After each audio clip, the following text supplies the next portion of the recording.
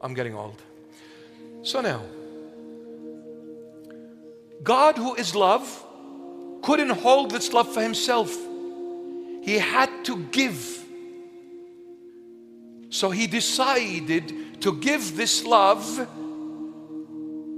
from inside of him, because God is spirit, and whatever came out of God came from within, not from without.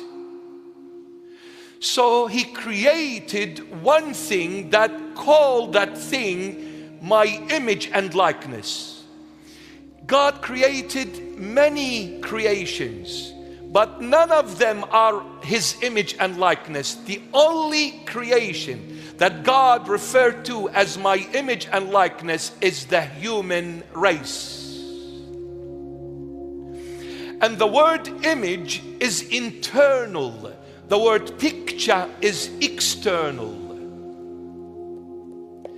So that's why when you go into an apostolic church, apostolic, I'm referring to being Catholic or Orthodox. When you walk into an apostolic church and you see pictures hanging on the walls, don't refer to them pictures. Please, I beg you, they are icons, they are not pictures. Because a picture reflects what the person looks like externally, but the icon reflects what the person looks like internally. So we have icons, not pictures. That is why it is okay to depict the Lord Jesus being black African, being a blonde and with blue eyes, being Chinese, being Japanese, being Middle Eastern, and he was Middle Eastern.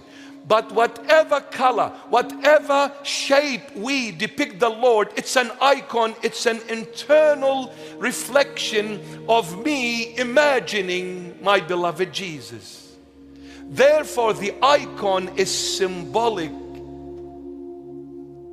I'm not worshiping the icon. The icon is only a representation symbolically of my Jesus, who sat at the right hand of his Father in his glory. I don't say to the icon, this is Jesus. I say, this is a reminder of my sweetheart who is in heaven, conquering and ruling over everything and everyone. So now, the only one who was created to be the image and the likeness of God was the human race, Adam. So since Adam is the image, created to be the image meaning it came from inside of God. And what comes from the inside? Love. Because where does love come from? The heart. Is the heart inside or outside? Inside. Inside. And whatever is invisible is the source of life. When you stand in front of a tree, it's a beautiful tree, very lush green leaves, and there is beautiful fruits. When you stand before that tree, you always say, look at this tree, how beautiful it is. Look at the leaves, look at the branches, look at the fruits. Has anybody stood before a beautiful, fruitful tree and said, what a wonderful, brilliant roots this is? Poor roots. We don't mention them, we ignore them completely, yet they are the very reason for this beautiful tree. If it wasn't for the good roots, there wouldn't have been a good fruit. But where are the roots? Hidden underground. Whatever is internal hidden is the source of life. That's why love is hidden. Therefore, it is the source of life. And everything that is hidden, invisible, is eternal. And whatever is visible is temporal. So anything and everything you see with your naked eye, rest assured, it will not last very long. It's only temporary. But whatever you do not see, that's what lasts forever. The love of God for the human race is everlasting. So now God made this man from the inside of him. In other words, God said to Adam, you are my heart, you are my love, you are my image and likeness. Therefore, you're my son. Therefore, you are the king ruling over the entire world. I created this world like a toy given to my beloved son. You see, parents buy toys for their children in relation to how much they can afford financially. True? Since God is the father here, then God's wealth is infinite. So he said, okay, I'm going to spoil my son Adam. I'm going to create the universe and give it as a toy for my Adam. Because I am God and I'm his dad, I can afford to do something like that. So how about it, Adam? I'll give you this all for you to enjoy.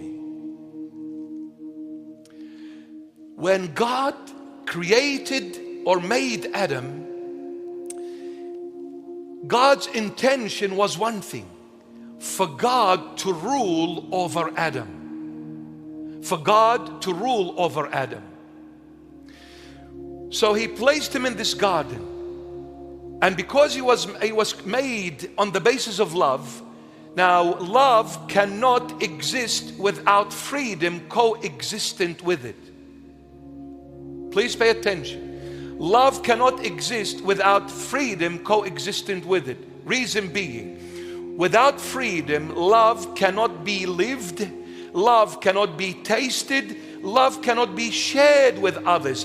It is the very freedom that enables you to live that love and to share that love with others. Without freedom, you can never live love nor share that love with anyone.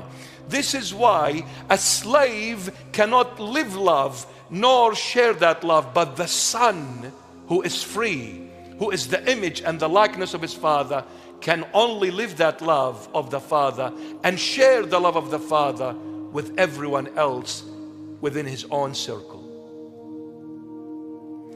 And since there is freedom, there has to be choices. Otherwise, how will I know I am free if I don't have options or choices?